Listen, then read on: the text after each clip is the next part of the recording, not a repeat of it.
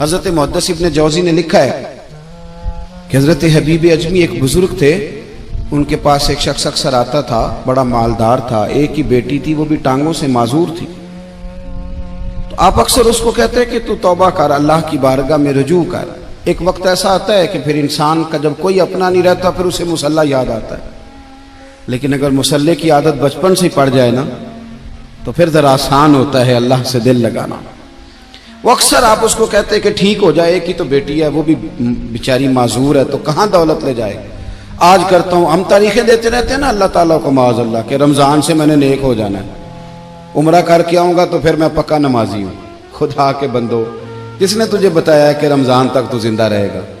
کس نے خبر کی کہ عمرہ کرنے تک تو بچے گا؟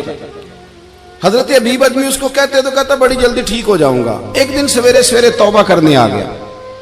آپ نے فرمایا کیا ہوا؟ تو کہنے لگا حضرت جی کل ایک 15 سال کا نوجوان ملا ہے اور مجھے توبہ کرا گیا۔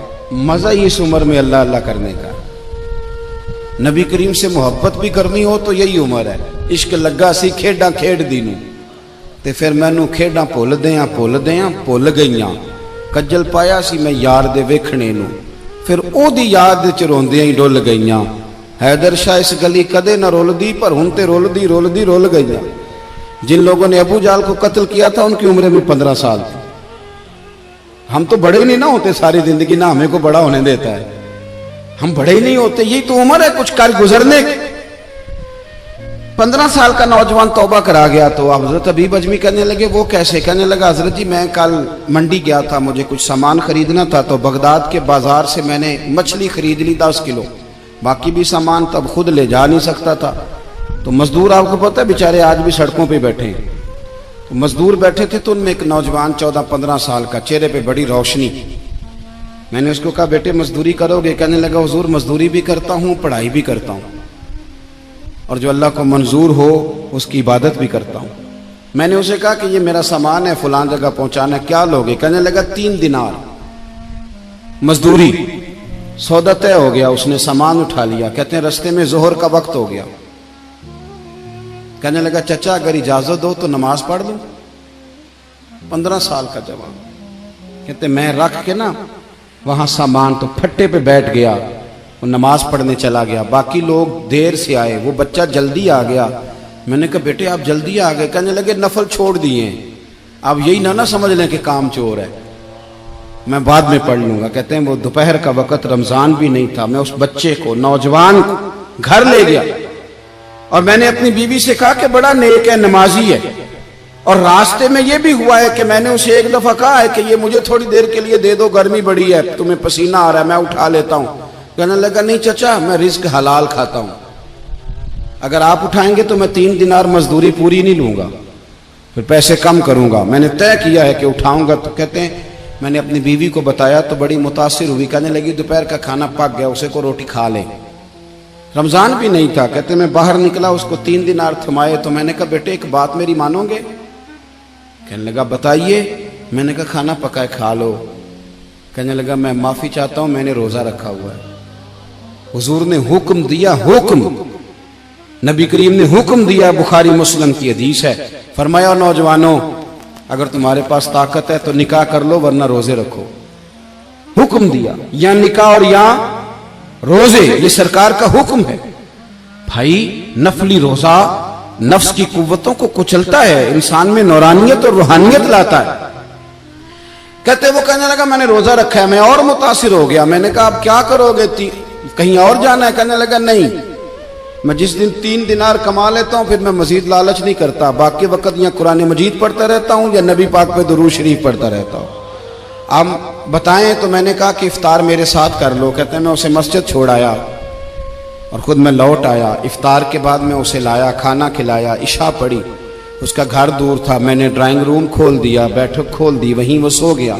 میری 20 سال کی معذور بچی کبھی چل نہیں سکتی تھی، کوئی طبیب کوئی حکیم میں نے چھوڑا نہیں تھا اس کو دکھایا نہ ہو۔ ایک ہی بیٹی، وہ بھی معذور پیدائشی، اس کے کمرے میں گئے، میاں بیوی اسے کھانا کھلا اور بتایا بیٹے ایک نوجوان ہے، بڑا نیک ہے ہمارے گھر میں، آج بڑا پرہیزگار۔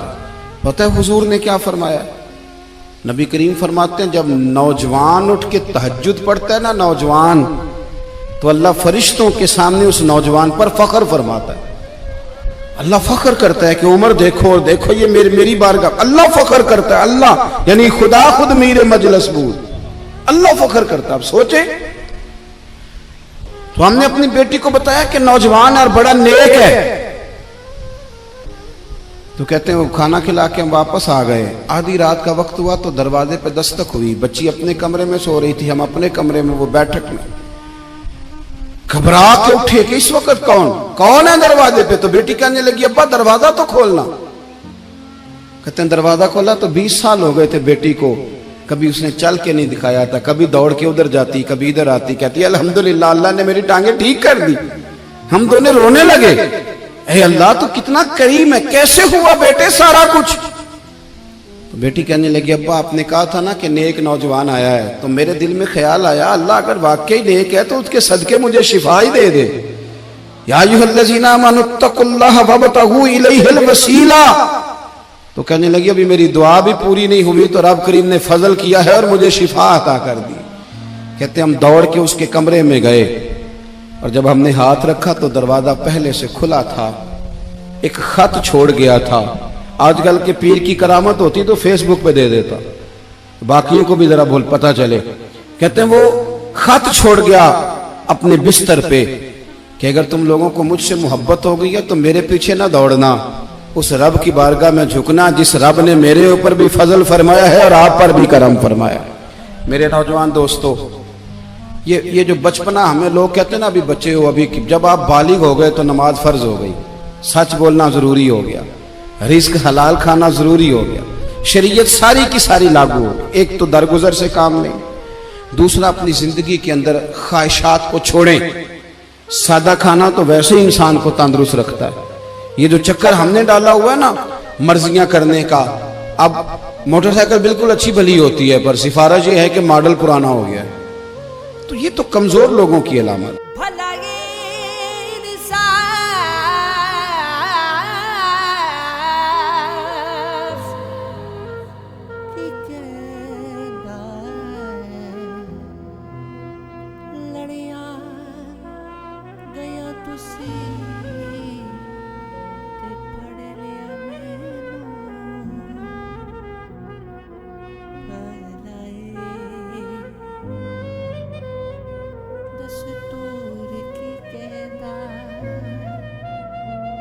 ਅਸੀਂ ਸੁਣਿਆ